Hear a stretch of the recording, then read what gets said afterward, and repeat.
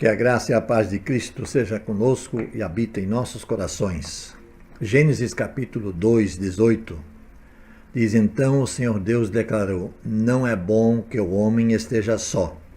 Farei para ele alguém que o auxilie e lhe corresponda. Não é bom sermos sós ou estarmos sós. Nós vivemos em um ambiente cultural que ressalta a autoconfiança e a independência.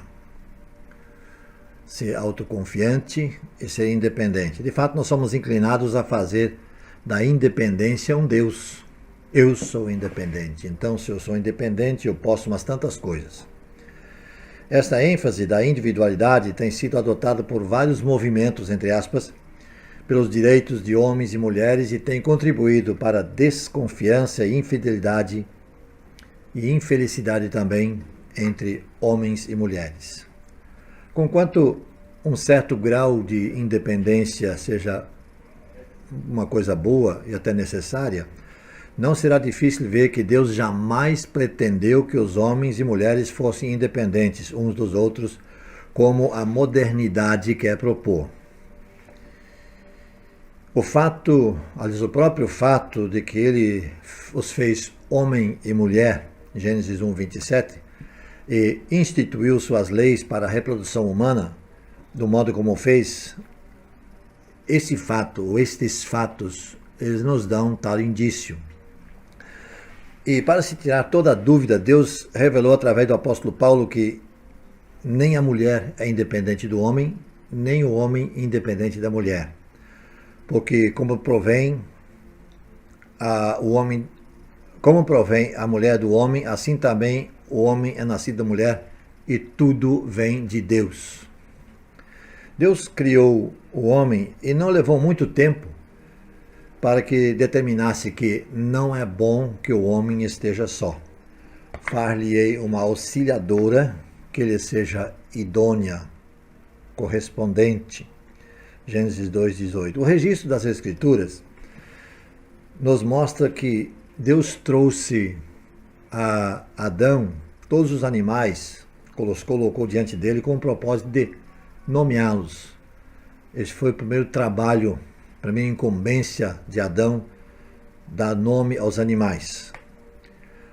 E o texto diz em Gênesis 2:20: Para o homem, todavia, não se achava uma auxiliadora que lhe fosse idônea, que lhe correspondesse. Então Deus fez com que Adão pegasse no sono. Esse deve ter sido um ato até fácil de Deus, pois certamente essa hora do dia Adão deveria estar um tanto quanto entediado. Aí então Deus disse: vá dormir. Enquanto Adão dormiu, Deus então fez aquela cirurgia, tirando uma costela e formando dela Eva e a trouxe a Adão. Quando Adão acordou para ver o toque final da sua muito boa criação de Deus, é claro, né? Não é por acidente, sem dúvida, não é por acidente que Moisés, que escreveu o livro de Gênesis, e Jesus tivessem a mesma percepção desse fato. Deus fez a mulher porque o homem necessitava de uma companheira adequada na vida. E diz assim: por isso deixa o homem pai e mãe e se une à sua mulher, tornando-se os dois uma só carne. Esse texto nós lemos em Gênesis 2, 24, e Jesus o cita em Mateus 19, 5. Jesus estava respondendo uma questão sobre divórcio quando usou esta prova. Sua resposta à questão foi: de modo que já não são dois, porém uma só carne. Portanto, o que Deus ajuntou, não o separe o homem. Aliás, é uma coisa interessante. Esse texto, Paulo também usa lá na carta aos Efésios. Porém, o complemento é Jesus quem dá, que é exatamente esse capítulo 19, versículo 6 do livro de Mateus. De modo que já não são mais dois, porém uma só carne. Portanto, o que Deus ajuntou, não o separe o homem. De acordo com Jesus, Assim como Deus uniu Adão e Eva, Ele une um homem e uma mulher no casamento hoje. Eles não são mais dois, porque Deus os fez um. Portanto, um homem divorciar-se de sua esposa, tendo sido casados no Senhor, eu quero destacar muito bem isso. Um homem divorciar-se de sua esposa, tendo sido casados no Senhor, é um tanto da violação da soberania de Deus, como se Adão tivesse rejeitado Eva.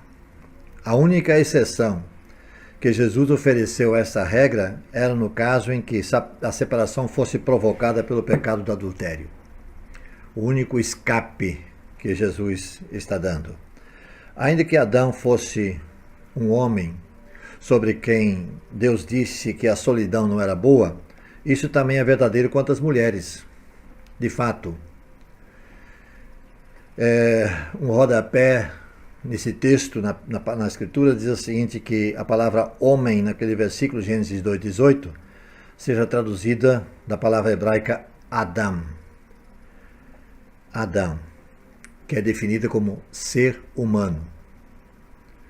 Assim, tivesse Deus decidido fazer a mulher primeiro, ainda haveria necessidade de um parceiro adequado para ela. Estamos focalizando a necessidade humana do ponto de vista masculino.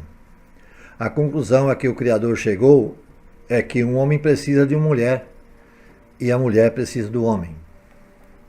Essa verdade é universal, em um sentido, pois nenhum homem pode nascer neste mundo sem uma mulher, como não há nascimento sem um homem.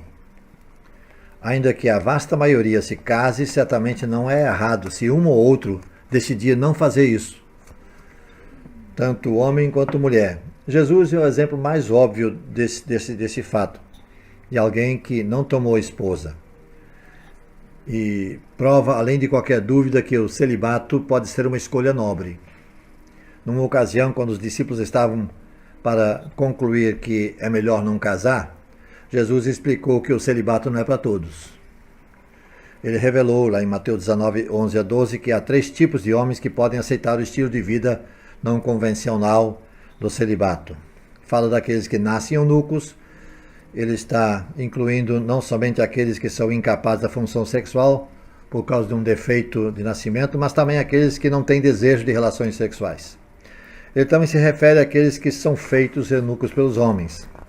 Desde os tempos antigos, o homem tem sido capaz de tornar cirurgicamente um homem inadequado para o casamento. Então há aqueles que se fizeram eunucos, uma frase que se refere àqueles que por força de vontade escolheram uma vida de celibato. A solidão não é recomendada, não faz bem, não traz realização. O ser humano é um ser social. Deus, já no ato da criação, observou isso e providenciou os meios. Então o Senhor declarou: não é bom que o homem esteja só. Farei para ele alguém que o auxilie e lhe corresponda. Gênesis 2, 18. Que Deus nos dê a graça para compreendermos cada vez mais essa situação que a sociedade humana tem conturbado. Creio eu que essa sociedade tem estado a serviço de Satanás, na procura de trazer confusão na mente das pessoas, mas que na palavra de Deus é clara e inequívoca. É essa que nós queremos seguir. Senhor nosso Deus, abençoa-nos e guarda-nos, protege-nos e faz com que a Tua palavra possa falar muito alto aos nossos corações. Em nome de Jesus. Amém.